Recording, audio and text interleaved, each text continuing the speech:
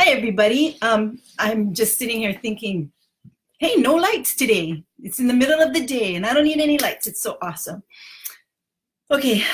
A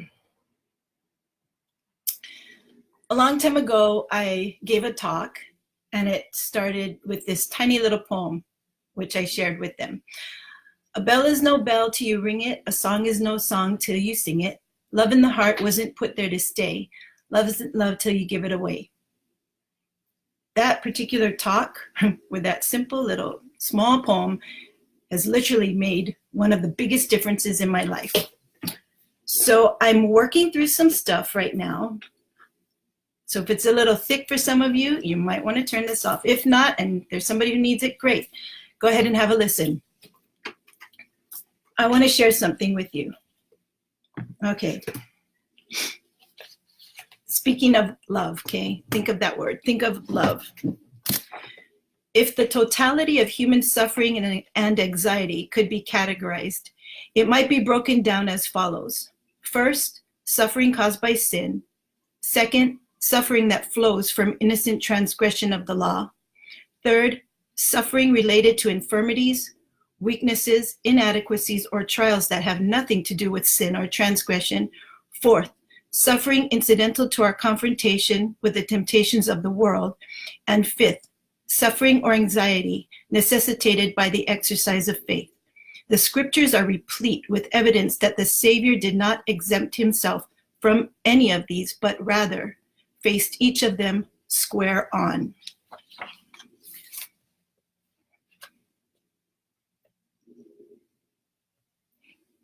His was an offering driven by infinite love. Okay, so we're going to talk about love today. Are your choices driven by love? Are your goals driven by love? Does love even fit into your life and into your mind? I'm going to share a personal experience with you that happened a long time ago. It was during my parents' divorce. I haven't shared this with hardly anybody. Probably just my family knows and maybe the closest people around me. But these are the kind of examples that I've been personally blessed with throughout my life, demonstrations of love and then receiving love. My dad came to pick my brother and I up from my Nana's house. That was my mom's house in Kaneohe. And we were to go and stay with him for the weekend. They were not divorced yet, they were separated. And my Nana was saying some pretty mean things to my dad. I was sitting right next to him in the front seat and Michael was next to me on this side. And I was right next to my dad. And she was being really mean to him, so much so that she smashed her. And I watched what he was going to do. And he didn't say anything. He just sat there and he listened. And she proceeded to spew out really mean things to him. She smashed her cigarette in his face. And from my perspective, I thought that would have been all right for him to retaliate. But he didn't. He sat there and he just listened. And then when she was done and she walked away, then we drove away. I've never forgotten that moment. And that moment has become a profound moment for me in my life. Many times, many times, where I have felt hurt or angered or something, I'd love to retaliate. But it seems like when I get into the really intense, low places, really low places, every fiber of my being doesn't want to retaliate.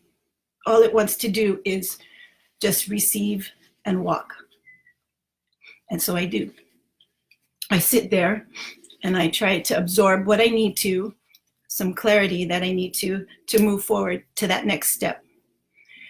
So there's a new program that we've all started this new year. And with this new program comes a wave of opposition. And I mean a wave. So my sharing with you today is this. The opposition is only going to get worse. I love you guys too. It's good to see both of you. it is only going to get more intense, and it is only going to get stronger. This is not even, I don't think it's even scratching the surface. So where are you? Where are your values? Where are your goals? And if your goals are anything like mine, I know what you're going through. I definitely know what you're going through. No one is exempt, not one. And anybody who has that most highest aspiration of goal that they are trying to accomplish and get to and get towards, your journey will be a very complete and thorough journey so that you learn every single thing you need to in order to stand in confidence and return with honor. I'm right there with you. Okay, just know I'm right there with you. But the whole reason why I do this is because I love him. That's why I love. And so I ask you, why are you doing what you're doing? Is it because of love that you're driven to make those choices and to walk through those hard spots and to listen and to stay soft and to stay sensitive and keep on going? Those are the true warriors, by the way, folks. The ones who are they're brokenhearted, they're humbled, and they're brought pretty low. But they keep walking one step in front of the other, and they keep going. Sometimes it's really quiet and it's slow, and sometimes it's strong and fast. But those are the warriors that I hope I get to stand with one day. Those ones, where they are brokenhearted, but they will not let go, and they keep going, and they keep going. Okay, so my question then, of course, goes back. Why do you do what you do? Reflect on your goals. Reflect on why you're making your choices. Reflect on those hard situations. And when the hard situations and the opposition and the challenges come, thank him. Thank him for them. Because guess what, folks? If you walk right through, don't rush, don't try to go around, don't try to make it go fast, just walk right through that. You will be overwhelmed with blessings once you get through. Overwhelmed. Things you couldn't even describe for yourself, you will be showered with. So I hope that as you go through each of those moments in your life, you don't shun away, you don't get scared, cry if you have to, whatever you have to regenerate yourself and to stand back up and to move forward. But you remember, there's somebody who did it for you, all of it and more, because he was driven by love. Are you driven by love? Is that why you do what you do? I certainly hope so. So with that, I'm going to leave this message today on the 16th of January. This is our 18th feed. Like I said, working through some stuff, but I will get there. And I'm really grateful to have this moment. Yes, I'm going to pursue work things, but you'll see me when you see me do that. For now, this is it. I love you guys. Have a great day and stay tuned.